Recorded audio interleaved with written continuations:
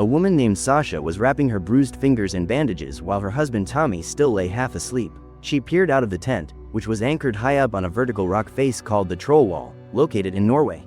Then Sasha began waking her husband, telling him that the sun had already risen and the weather was good, so it was time to climb. 15 minutes later, they continued their dangerous ascent toward the summit. It was very cold and windy, yet at the same time they were joyful and kept stealing kisses. Sasha climbed ahead, trying to overcome a large overhang on the rock face. Suddenly her hand slipped and she fell, but the safety rope caught her. Tommy asked how she felt, and Sasha replied that she was fine and that she could handle it. On her second attempt she slipped again from the ledge, and the same thing happened on the third try. Tommy insisted that the weather was turning and the summit would always be there. It was time to head back. Toward evening they returned to the tent hanging on the cliff face. There, Tommy told her that she sometimes rushed too much, which led to unnecessary risk, and that he was very tired of these mountain adventures, but that he loved her deeply. After resting in the tent, they began the slow descent. The storm was ferocious. A bitter, freezing wind and wet, icy snow hampered their every move. Suddenly they heard a noise from the summit, and small rocks began raining down. Tommy said they needed to press against the rock face as tightly as possible, then pick up the pace to reach safety. Sasha had already descended much lower and clipped a carabiner into the rock, but forgot to tie off the safety rope. At that moment a large rock struck Tommy in the head and he plummeted unconscious. At the last second Sasha managed to grab the end of the untied rope, which kept him from falling to his death. With every last ounce of her strength she fought not to let go, but she realized that if she kept holding on, they would both die. So Sasha let go of the rope, and her husband disappeared into the frozen darkness. 5 months later, she was driving across the Australian outback to visit Wandara National Park, home of the famous Blue Mountains. First, Sasha stopped at the local park ranger's office to pick up a paper map of the area. The ranger warned her not to hike alone. Many people had gone missing there without a trace. She then pulled into a gas station to buy food and fuel. Inside, an unshaven and dirty man tried to start a conversation with her, which she ignored. At that moment another man walked in. His name was Ben, who was selling packets of jerky at a very good price. The scruffy man kept pestering Sasha with vulgar propositions. Suddenly Ben stepped in and told them to leave her alone, and the men walked off. She thanked him for stepping up.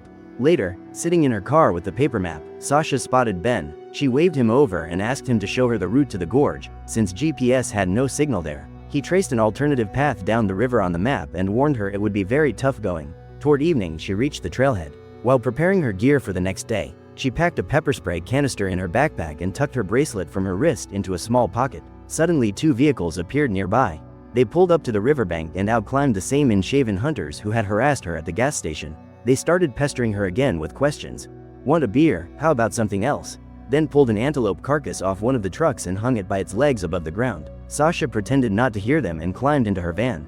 Half an hour later they finally drove off and she was able to sleep safely and soundly. In the morning, Sasha unloaded her kayak, packed all the survival essentials inside, and set off down the wild, crystal clear, churning river. With great effort she navigated large boulders and obstacles, whirlpools, low waterfalls, yet felt boundlessly happy. At sections where the river dropped from great heights, she had to lower the kayak on ropes and then leap from high above into the water herself. Near the end of the run, on a calm stretch of the river, she took off her helmet to rest and noticed on the bank a scattering of torn belongings, credit cards with photographs tied to them by string. Toward evening, after making camp, she hoisted her gear up into a tree, then pulled out a packet of jerky and ate a piece. The night passed quietly among the eucalyptus forests and sheer cliff faces.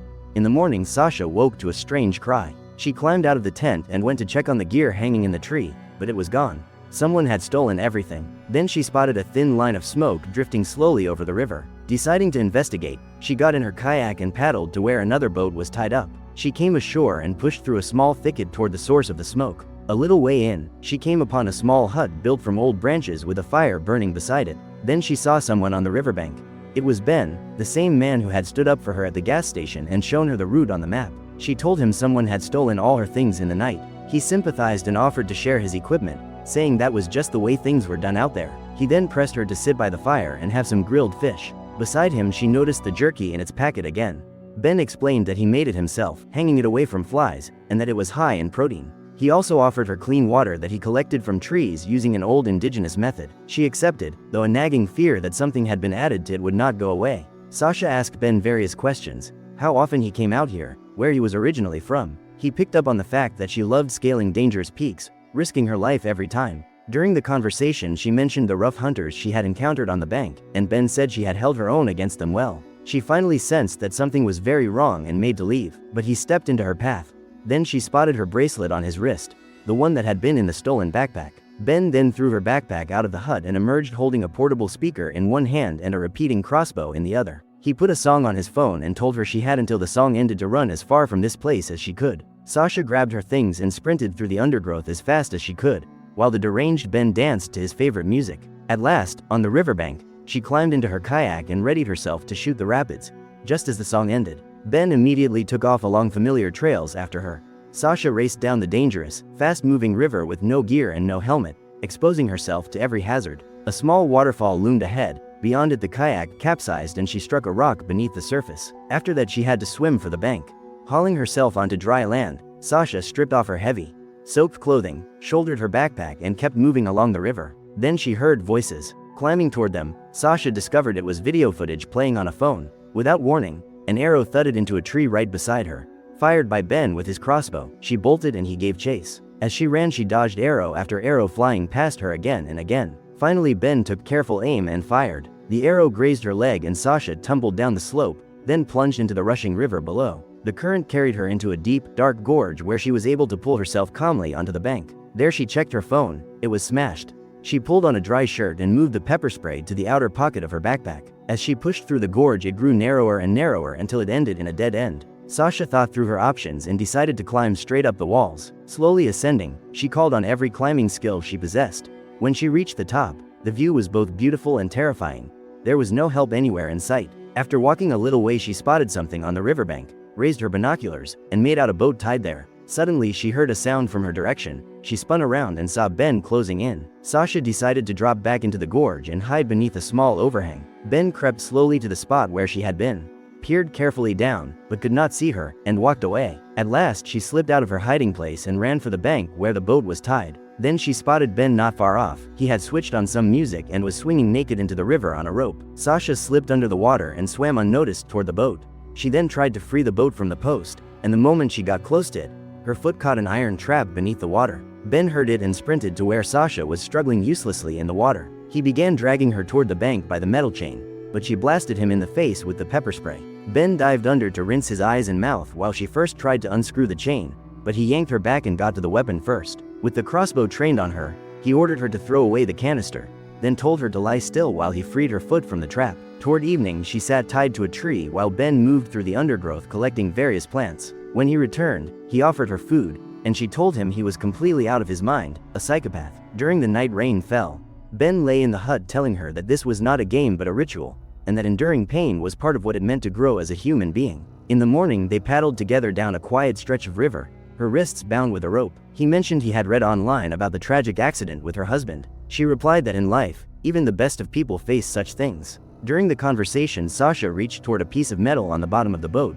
He noticed it immediately and shoved her over the side. The rest of the way, Ben paddled the boat while Sasha struggled not to drown in the river, tied to it by a rope. Coming ashore, Ben carefully led her through a narrow ravine that opened into a deep cave. There he handed her climbing gear, and the two of them began rappelling down, roped together. Once at the bottom, Ben continued guiding her toward his secret place, until Sasha caught a powerful stench of decay and then saw human bodies hanging from hooks. He clipped her rope to the rock face and explained that they were the Carter family, the people on the video on the phone. They had not caused him much trouble, unlike her. And at that moment, Sasha understood. The jerky was the flesh of people who had disappeared and been killed by Ben. He then sat her down in what he called the bedroom and asked whether she thought he was insane. Sasha replied that in her view, someone had hurt him very deeply. He then removed his false teeth, placed them in her hands, and showed her his filed, sharpened teeth, like those of indigenous warriors. Then he suddenly grabbed her and dragged her to where he strung her up by the wrists at full height above the ground. He spoke of his late mother, who had been very caring and kind. In a surge of tenderness, he pulled her into a tight embrace. At that moment, she said he was a sick bastard and sank her teeth into his ear. The rope gave way and they crashed to the ground together. Trying to flee, she jumped into a narrow channel of water and he jumped in after her. Thrashing in the water, Ben managed to clip his rope to hers and they plunged together over a high waterfall. After going over it, Ben struck a sharp rock beneath the surface and lost consciousness. Sasha surfaced and began dragging him toward the bank, where he finally came to with a gashed head. She saw this, ran to him, and immediately tried to drown the villain in the river, then simply tried to strangle him with the rope. Ben managed to push her off and threw himself on top of her with quick. His hands closed around her throat with tremendous force, squeezing until she nearly stopped struggling. His face was twisted with fury, but for some reason it began to calm, and he loosened his grip. Sasha then struck him on the head, grabbed a large rock, and brought it down on his leg with full force. Ben cut open the leg of his trousers and saw that the bone was sticking through the skin, an open fracture. They lay apart from one another, still tied together by the rope. The night passed. In the morning, Sasha told him he would die from the infection. Unless there was another option, climb straight up the sheer cliff face. He agreed, but only if they did it together. For that to happen, he would need to remove her handcuffs and she would have to make a proper splint for his broken leg. They walked together to the base of the cliff.